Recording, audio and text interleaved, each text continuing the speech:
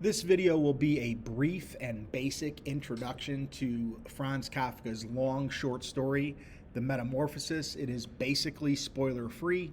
I will not give away any of the plot points or the ending of the story, but I will force an interpretation upon this video.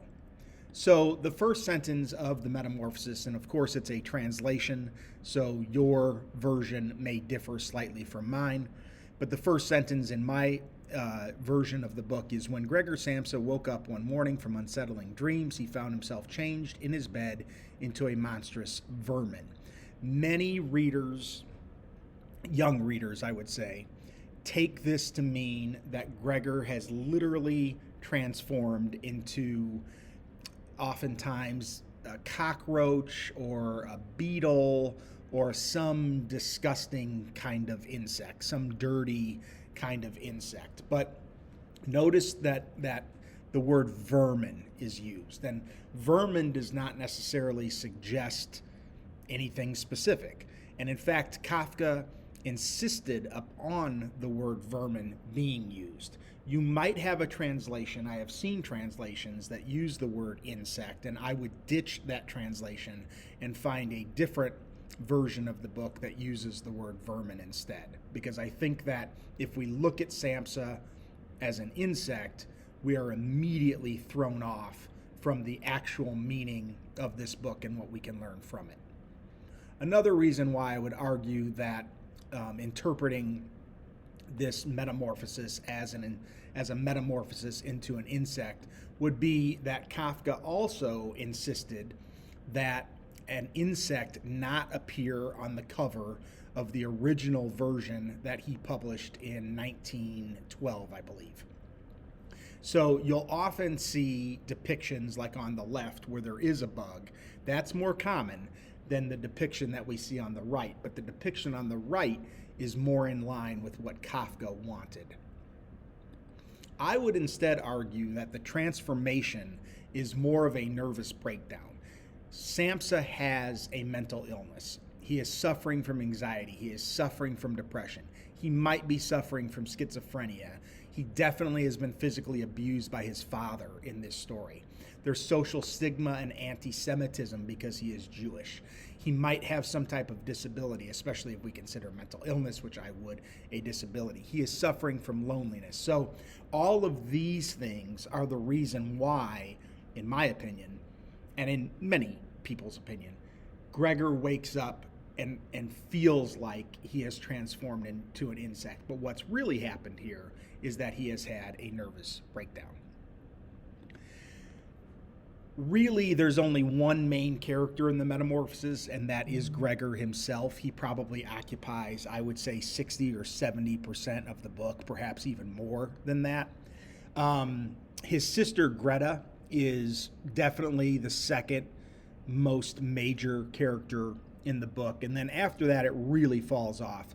The father and the mother go unnamed, but the family does live together in the same apartment.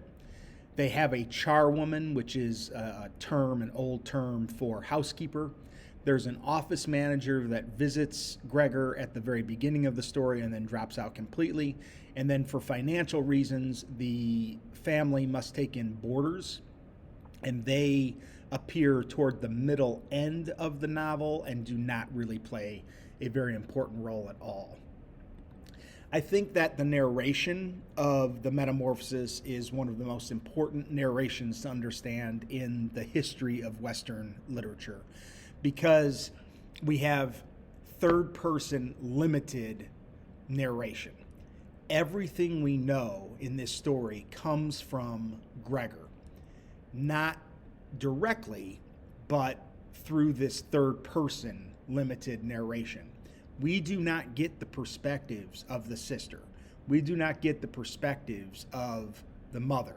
We get them, but they are filtered through Gregor, of course. And so Gregor believes that he has turned into this vermin, that he has turned into something dirty, he has turned into something that's not worthy to be part of society anymore. And because we only have Gregor's perspective, the novel never deviates from that interpretation. When we read about the sister, when we read about the mother, and we read about the father and the boarders, they are horrified by what they're seeing, but they don't ever define exactly what they're seeing. The only definition that we get of what they're seeing is from Gregor. So the fact that this novel, it uses third person limited, allows for the ambiguity that the story exhibits. It allows for the allegorical interpretations that scholars have come up with for over 100 years. If I have to read the story literally, then I guess that it is about a man who transforms into an insect. But I completely reject reading this story literally. I would argue that it must be read allegorically to get anything out of it, to get the true message, to get what Kafka wanted us to get out of this story. And that is that times were hard in 1912. They were hard for reasons that I'm going to go into in just a second.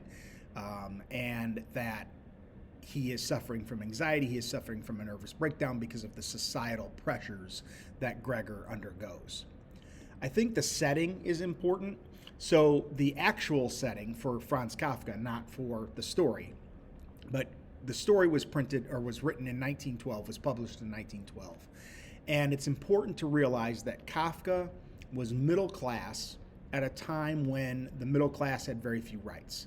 Kafka was Jewish in Austria-Hungary, a country that did not really tolerate Jews, a lot of anti-Semitism. Kafka, however, was also Czech, but the Czechs did not have their own country at this point. The Czechs were part of Austria-Hungary. So you have this isolation upon isolation upon isolation upon isolation. There are so many facets of Franz Kafka's life where isolation is just folded into further isolation. And I think that understanding that setting, understanding that biographical information about Franz Kafka helps us understand why he might write a book about a character who has had a nervous breakdown.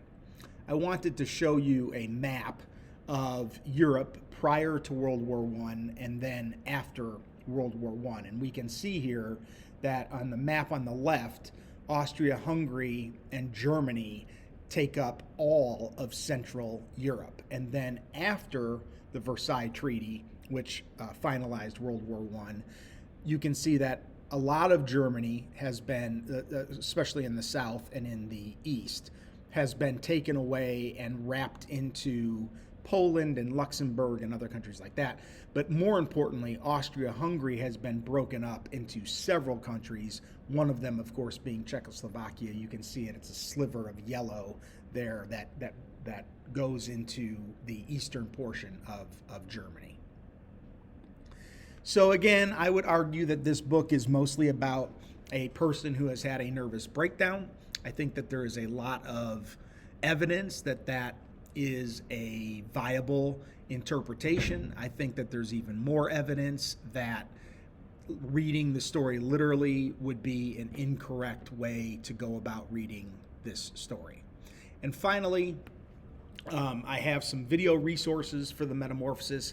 If you go to YouTube and you search Kafka, the Metamorphosis stage play, you're going to find a 2-minute video from the Royal Opera House that does a fantastic job of showing how Gregor could believe that he's an insect, and yet it depicts the nervous breakdown of the human being. Also, if you just search for Kafka, the Metamorphosis, you'll come up with some great help in interpreting the story from Course Hero, from Unsolicited Advice, from Thug Notes and TED Ed, and of course there are hundreds of other videos. This is a very famous short story. The audiobook is also on YouTube for free. The version that I recommend is the Modern Libraries version of the Metamorphosis. It has a 37-page introduction, which is almost as long as the story, which is 61 pages long. Obviously, you can skip the introduction if you want. You can only read the story, but there is a lot of help in this version of the Metamorphosis to help us understand and interpret the story. It also includes a chronology of Kafka's life, letters and diaries from Kafka, 7 critical articles that span 182 pages. And again, the story is only 61 pages, so don't let these numbers deter you from reading this story. And then also at the end of the book, there are suggestions for further reading. So hopefully this gives you a spoiler-free introduction to the Metamorphosis, and hopefully incites you to read what I think is one of the best stories ever written.